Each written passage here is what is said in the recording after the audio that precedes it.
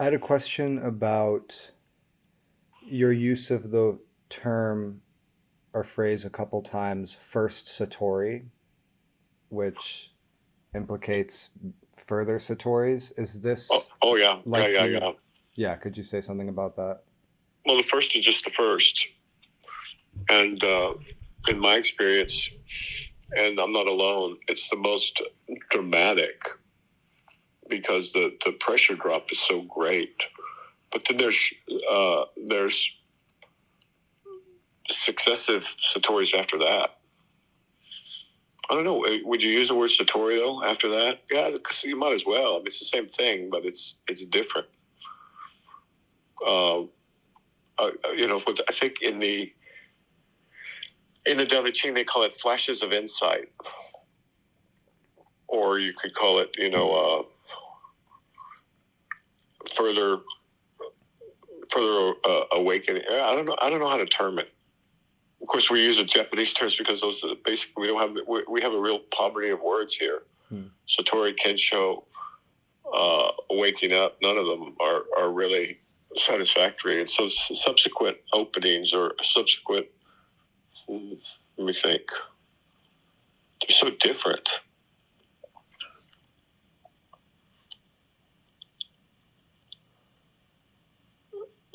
Subsequent understanding unfolds episodically,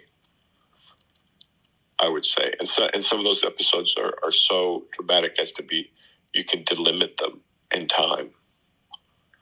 I told you once I woke up watching Toy Story. That was a shocker, let me tell you. And then from there I went to some restaurant, and it was just like, it was too much. It was like, being in the realm of the gods, but the gods were not, distinguished, and the whole place was just teeming with love. I mean, it was just craziness. But yeah, so you never know when these things can happen in the beginning, and then they start to become, part of your life, right? Hmm. But first Satori is what is called waking up. Well, that's part of that's a bow to the modern conventions, and also the modern confusion about enlightenment. Enlightenment is not something that should be confused with waking up. Mm-hmm. But people have decided to use the same term, for reasons that are probably not too great, and so there we are. So I have a follow up for that then, Go ahead. which is about these ideas, states versus stages. Oh yeah, yeah, yeah. That's very important. Yeah, could you talk about that, and if it does, how it relates to what we just talked about? All right. So from the very beginning of Dharma practice, meditating and taking this work seriously, there are changes in state. If you practice mantra for a few hours, walking around in the woods, or around the block or whatever, you're going to change the state of your consciousness. Now, you can also change the state of your consciousness with caffeine. That's what it's used for, and you can with nicotine, and with all kinds of other stimulants, or drugs, or alcohol, or music can change the state of your consciousness.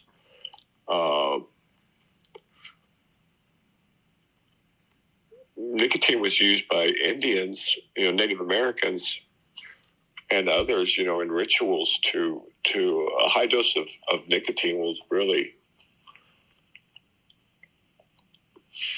I don't know exactly how it was. I guess used in the Middle East too, right? In with hookahs and things. Mm-hmm. I don't know much about that, but so people are changing the state of their consciousness all the time. Now, with meditation and mantra and mala and all kinds of other things like that, you can change it in yoga, I suppose. Yeah, with yoga and pranayama, breathing exercises. There's 1,000 ways to change your state. And so you could say that Satori or Kensho or waking up, those are changes in state, right? But they pass. So they come and go. Far more important than state is stage. And stage refers to a stage of development. And the folks that first, understood this well, or at least described it well in such a manner that I don't know who described it first, but at any rate, the Buddhists really delineated very beautifully in the flower ornament scripture or the flower ornament sutra, the Avatamsaka. And they talk about the 10 stages, which is just a way to point to different stages of development. And so the goal for humans is to increase their stage, right? Or to move from one stage to the next stage of development. And some of this occurs naturally, when you go from the stage of being a toddler to a latency age kid, to an adolescent, to a young adult, to a mature adult. And then from there, you go into stages of further development that not everybody bothers with. And so what people should be preoccupied with is not so much their state, although those are important too, because they signify something and signal something. It's the stage that we're after in this kind of work, because we want to develop the whole human being and the consciousness, right?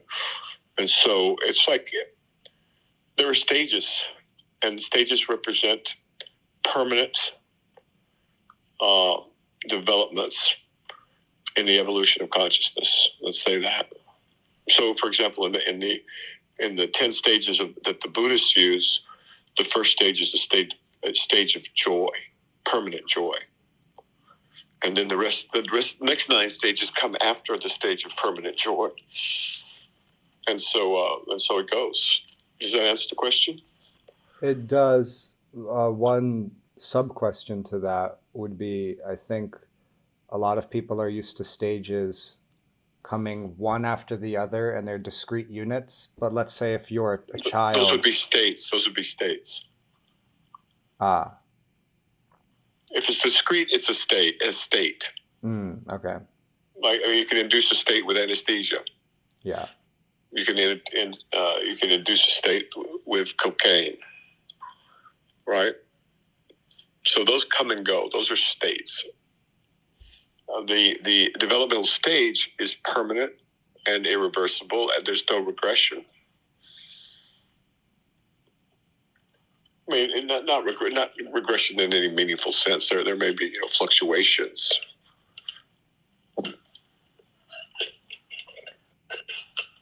When people read across traditions, they see what looks like stages delineated, but there's different numbers of them, different attributes ascribed to each of them. For example, the flower ornament scripture has 10 stages. The Sufis have 7 nafs.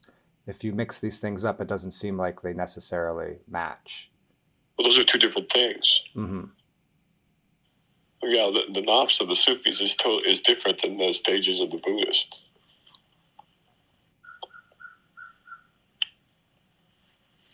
Yeah, that's just going to, that's important, but I think it'll just confuse people to go into that prematurely. Mm-hmm.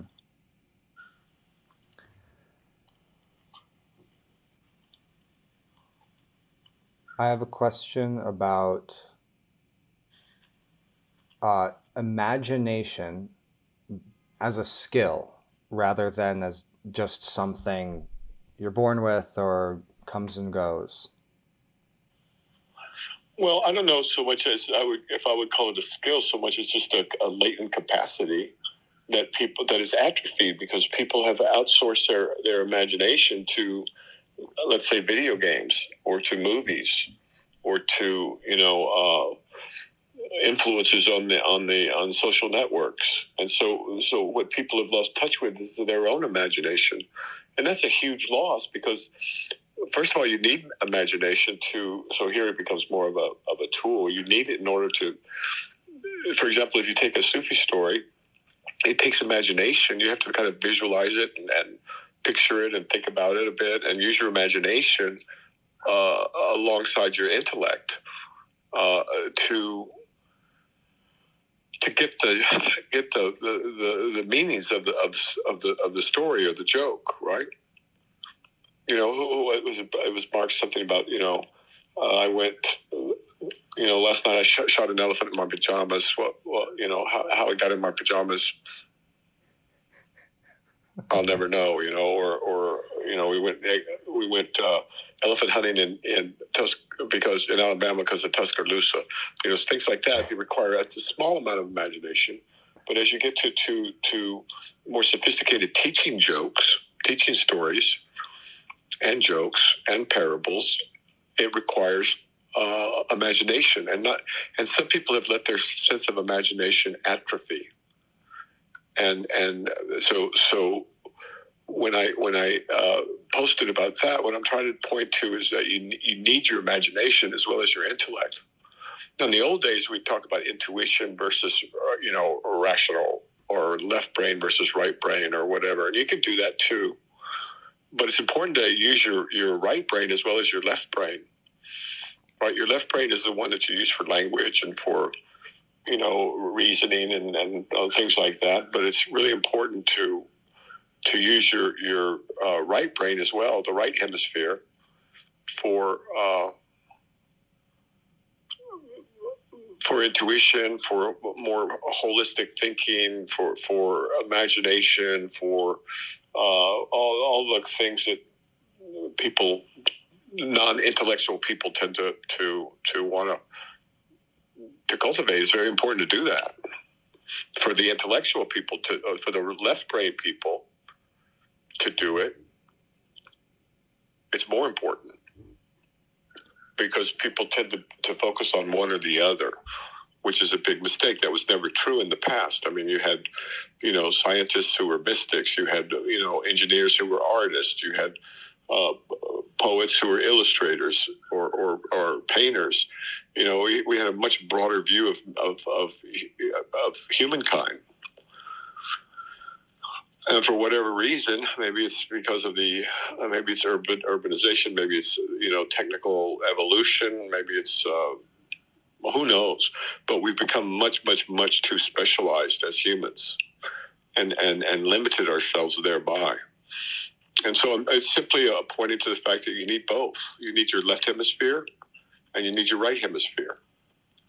You need your rational brain, and you need your intuitive or imaginative brain, and you got to balance them out a bit, right? If you want to get the whole picture. And people tend to focus on one or the other, and they let the other atrophy. There are also people who say, well, I'm not going to do that because that requires me to think logically. I'm only going to do poetic, artistic, creative stuff. Creative's become another goody word, right? And so leaving the goody words out for a bit, let's just talk about the reality is that you want to develop the whole brain, the whole person, the whole body, the whole experience. And so it's just along those lines. And development requires that, right? You can't just develop one half of your brain or you'll end up lopsided. And a lot of people are lopsided. So you really want the whole human come along, right? Jesus comes to mind as a guy who could pretty much do everything, right? Muhammad, same thing. I don't think Buddha was a slouch either, right? When it comes to both of those, and so you need them. Next question. Yeah. And the next question is about this statement that you've made a couple times. The older I get, the less I know. Well, yeah, because you don't hold, so you realize how much of your knowledge is actually conceptual. And then when you realize it's a concept, you realize it's not true. And if you examine any concept, you get right there very quickly. And then when you look outside at the world and you see, well, where does this life come from? And where is it going? and what gives something the attribute of life or consciousness, and just basic things like that. In physics, the more you know, the less you know. I know they like to pretend no, I don't even know if they like to pretend otherwise. I think they have to pretend otherwise because the findings are so shocking in quantum mechanics, for example. And it keeps going, right? And then you're an old man like me, and all of a sudden you see some animal, on the internet, and it's not AI, it's an actual animal that you never knew could do this before, right? Or you never knew looked like this. Like I learned last night that possums been around. There was a possum in my yard at night. It was quite in the moon. It was quite nice, or in the overcast sky. And so I just asked Google, well, how long? These guys look pretty, and I've thought about this. They're pretty early evolutionary. They're marsupials, right? They're not mammals. So I just asked Google, how long has a possum been around on the planet? 60 million years. Is that true? Or I don't know if that's true or not, but that's what I mean. 60 million years, I can't even fathom, really. I mean, I have to sit down and do a real contemplation of 60 million years. And the idea that this creature's been here for that long. That to me is extraordinary. Now, I hope it wasn't pulling my leg. I'll ask someone else or something. I'll look it up. But that's an example. So, and as you get older, you realize there's more and more things like this that you just have no idea of. I don't know if that was a good example, but that's kind of like that. Yeah. You're less certain about things because things are not fixed on this planet. Everything's in evolution. Everything's changing, except for the essence, and for even nature's changing. The animals are getting smarter. I notice. That's a big development. The evolution of consciousness, in a way. Can you say Don't more? get me started on what I don't know, because it's ridiculous. I don't know anything, I won't. But can you comment more about the evolution of consciousness on the globe as you view animals? Because you've mentioned this, or you've commented on this a bit on Twitter. A lot of people share videos, and it's like a bull is helping flipping over a turtle, or a raven is figuring out a new way to get through some door contraption to get to food, and all of these examples. I grew up on a ranch as a young kid, right? And so I used to have to spend a lot of time alone with not very many different kinds of animals that I knew of at that time. But the animals that I grew up with have changed, in my estimation. They become smarter. They become more conscious. And that's my opinion. You'd never be able to prove anything like that. How are you going to prove it? But that's my impression. Now, it could be that I've gotten more observant, and I certainly have, because now I have the internet to give information about things that I would have no direct contact with. But I don't think that's it. Some of these creatures are creatures I know, like the crows. I know crows very well. I grew up with them. And so that's all I'm pointing to. And why wouldn't they? We are. Why wouldn't they? It's not really consciousness that's evolving. It's intelligence, right? And social intelligence and social features of those kinds of. See, intelligence is another word that just dissolves in your hand. Mm-hmm. It's a construct, a human construct, and it's somewhat. Let's say it retards our understanding. Okay, it really does. But nonetheless, we do want to point to something like that, and I think that's what if you observe animals over a lifetime, you'll see that they evolve alongside us in terms of their cognitive and their intelligence. And another thing I've learned as I get older is how much they care for each other. These creatures, even trees, as you know. And even, embryos, so this is a finding of Michael Levin, is that embryos send out, one of his grad students or undergrads finds out that, if you stress one embryo in a dish of embryos, it'll send out distress signals that the other embryos receive, and you can watch them receive those distress signals. Or that's how they interpret it. And I think that's fair enough for now. But so without getting too technical, there seems to be an evolution in the socialness and the intelligence of creatures. I don't know why there wouldn't be, but it seems to be accelerating too. Now, it could be me that's changed and I've just become more observant. Or I have more data to work with, so I can't rule those out. And maybe they've always been this way, and I've been too stupid to notice. I was looking at the birds through the wrong eyes. As a farmer's kid, right? These birds can do a lot of destruction of a crop. So my father wasn't too fond of some of them. Now, crows, we didn't care about that much, but some of these other birds that come in a big flock and eat half your crop, so it could be that I've evolved. So again, I don't know anything. I mean, I can't tell whether that's true or not, but I just share it because if in case it is, I wouldn't be surprised.